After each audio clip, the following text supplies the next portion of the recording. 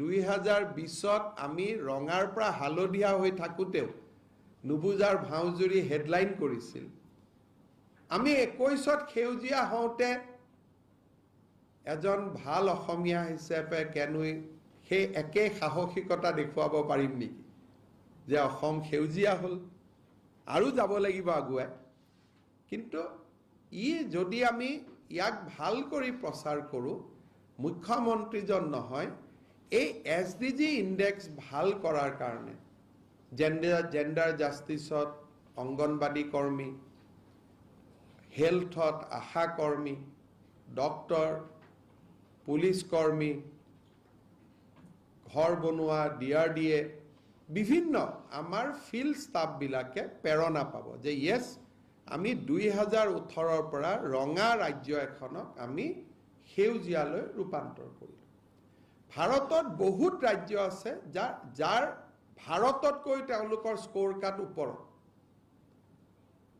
Receiving national average is the first step যে আজি আমি ভাৰতৰো 71 আমিও 71 আমি এটা আজি মাইলষ্টন এচিভ কৰিলোঁ বাট এইটো শেষ নহয় এতিয়া আমি ভাৰতক অতিক্ৰম কৰি আমি ভাৰতৰ ভিতৰত আৰু বেছি শক্তিশালী ৰাজ্য হ'ব লাগিব যাতে we can contribute positively towards the national goal আজি আমি নিগেটিভলিও দিয়া নাই এতিয়া পজিটিভলি দিয়া নাই আগতে আসাম ওয়াজ এ বাৰ্ডেন অন ইণ্ডিয়া আজি আমি বাৰ্ডেন নহয় নাও উই ইকুৱেলাইজ কিন্তু এতিয়া যদি আমি আজি 72 হলোহেঁতেন আমি 1 নম্বৰ ভাৰতক কন্ট্ৰিবিউট কৰা হলহেঁতেন 73 হলে আমি 2 নম্বৰ ভাৰতক কন্ট্ৰিবিউট কৰা হলহেঁতেন so by 2025 or 2024 when next SDG goal will come our target will be to cross the national average and positively contribute in this journey যে আমি পজিটিভলি কন্ট্ৰিবিউট কৰিম মই এটা উদাহৰণ দিছো হায়াৰ এডুকেশ্যন সাৰ্ভে যোৱাবাৰ আমি 16.7 হলো it has negatively affected us লগে লগে আপোনালোকে জানে যে কিছুদিন আগতে কলেজৰ পৰা মই মিটিং কৰিলো আমি ফ্ৰী এডমিশন স্কিম ললো নিযুত মইনা ললো অহাবাৰ মই আশা কৰিছো যে নিযুত মইনা আঁচনি ফ্ৰী এডমিশন স্কিম এইবিলাকে অহাবাৰ আমাৰ GR টো বঢ়াই দিব এটো মই গৈ বঢ়াই দিব নোৱাৰো যে মুখ্যমন্ত্ৰী বিফল তাৰ কাৰণে এটা ইকোসিস্টেম বনাব লাগে যে ইকোসিস্টেমটো কি লৰাই যাতে কলেজত বেছি পঢ়ে নতুন ইউনিভাৰ্সিটি খুলিব লাগিব নতুন কলেজ খুলিব লাগিব এইবাৰ যদি আমাৰ হায়াৰ এডুকেশ্যন ইন্ডেক্সটো আমি 19 থাকিব পাৰিলোহেঁতেন আমি 75 মান পালোহেঁতেন কিন্তু লাষ্ট টাইম আমাৰ হায়াৰ এডুকেশ্যনত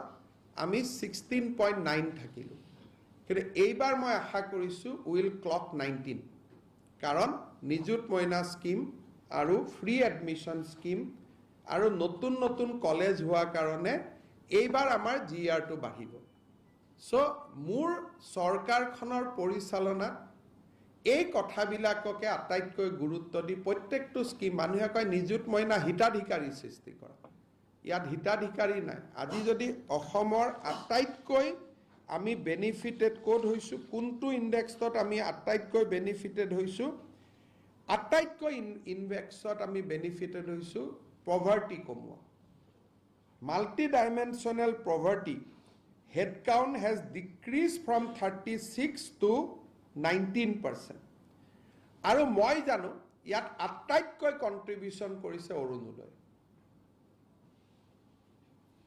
কোনে কোনে কন্ট্ৰিবিউট কৰিছে MGNREGA Deendayal Yojana rural livelihood mission Ayushman Bharat সব আছে কিন্তু কোনোবা যদি এটা সিঙ্গল স্কিমে এই মাল্টি ডাইমেনশনাল পভাৰ্টি ৰোধ কৰাত আটাইতকৈ বেছি বেনিফিট কৰিছে সেই স্কিমটোৰ নামে হল অৰুণোদয় যেতিয়া এখন ৰাজ্যত 27 লাখ পৰিয়ালে মাহৰ 10 তাৰিখে 1250 টকা পাব বিনা পইচাৰ চাউল লগত থাকিব এনৰেগাত কাম কৰাৰ সুবিধা পাব পভাৰ্টি অটোমেটিক কমিব আজি আমাৰ নীতি আয়োগৰ ৰিপৰ্টত ওলালে যে অসমত পভাৰ্টি 36% পৰা 19% লৈ হ্ৰাস পাইছে আপোনালোকে বা বিৰোধীয়ে হিতাধিকাৰী বুলি কৈ থাকিলে আৰু আমি তাক দৰিদ্ৰতা দূৰীকৰণৰ অস্ত্ৰ হিচাপে কৈ থাকিলোঁ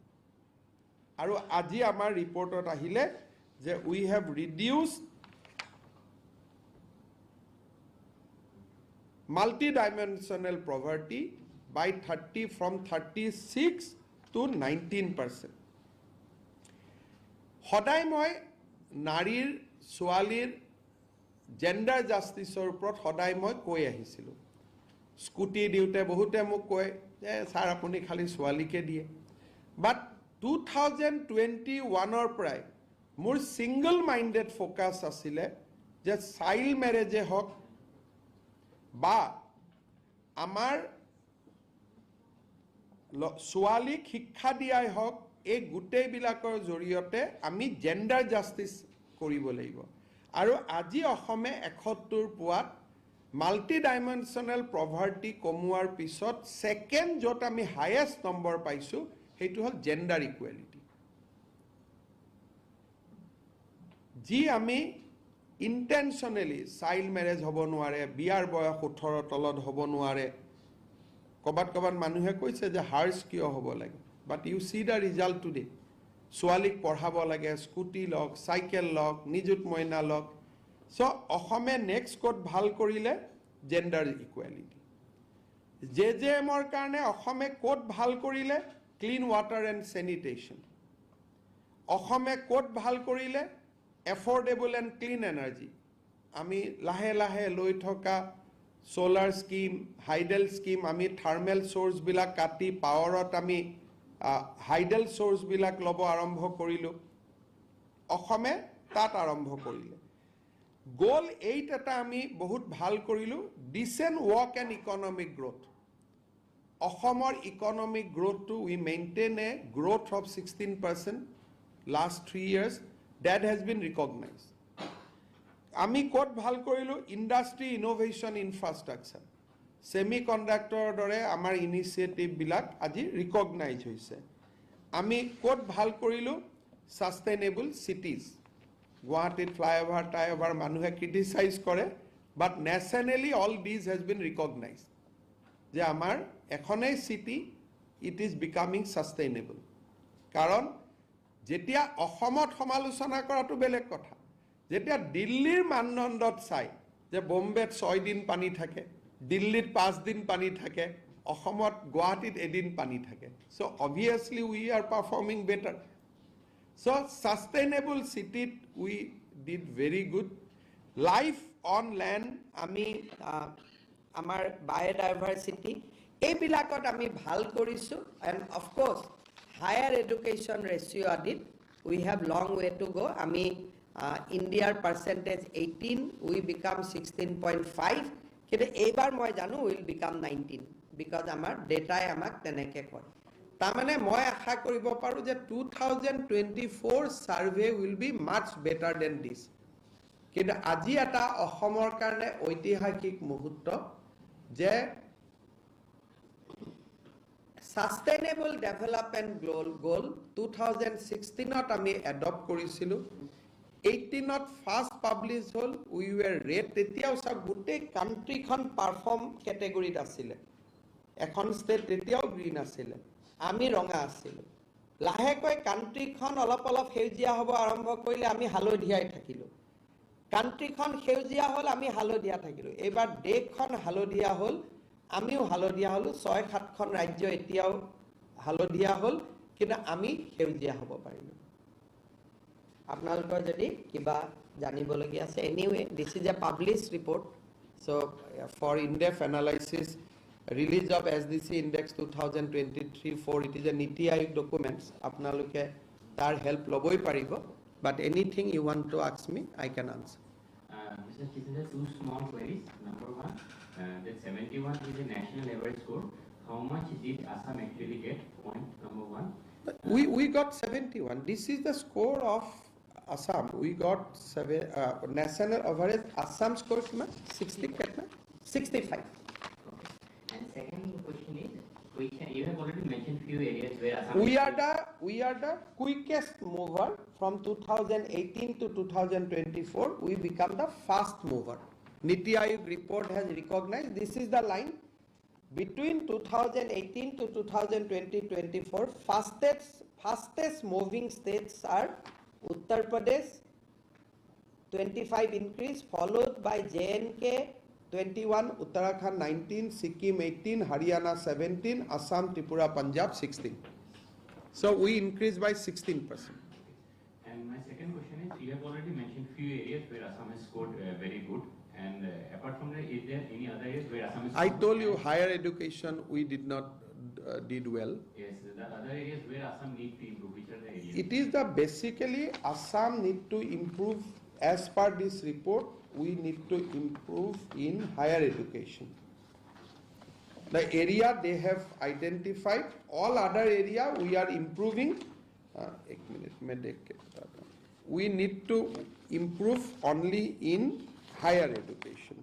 Assam has improved in peace, justice, strong institution. Assam has improved climate action, responsible consumption, production, sustainable cities, industry, decent work, economic growth, affordable clean energy, clean water, sanitation, gender equality, good health and well-being, number of poverty reduction. In all these we did good.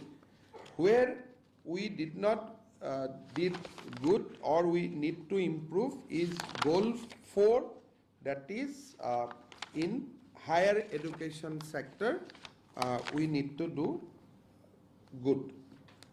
Basically goal 4. That is one area, but I have information that we have already improved in this year's survey because the raw data is available with us. So 2024 will be much better. Aru besi bhal hobo. And Assam also jumped from 26 spot to 23.